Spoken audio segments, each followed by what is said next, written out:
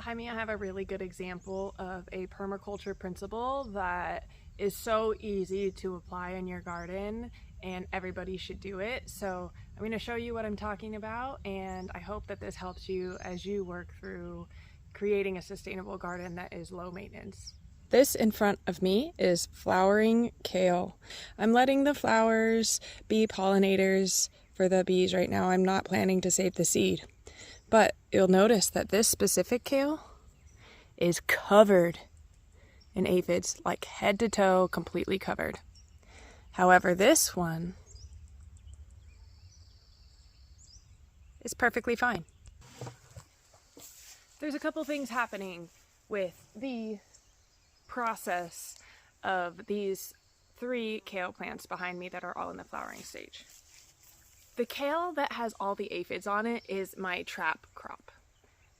When pests come into the garden, especially aphids, they tend to dominate the weaker genetic plants.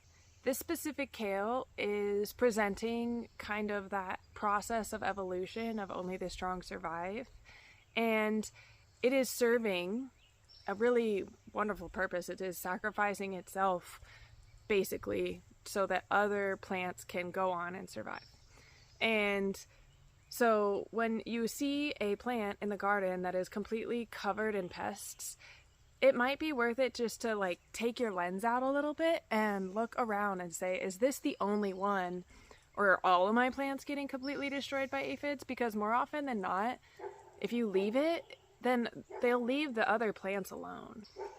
This probably isn't as much true with growing on larger scale, but for the garden, it really has been time and time again served as true for me, for all plant species. The second thing that is really happening here, if you look, is that it's showing me what seed I would want to save if I were planning to save the seeds from these plants. These genetics are probably cross-pollinating a little bit. They're right next to each other. The bees are going to go to all the flowers and make all that happen. But the seeds that come from the stronger plant are more likely to be pest resistant down the line. And so you can use this observation tool and allow yourself to create more of a self-sufficient life by selecting stronger varieties and selecting seed saving from stronger plants that's going to allow the plant to be more resilient the next year.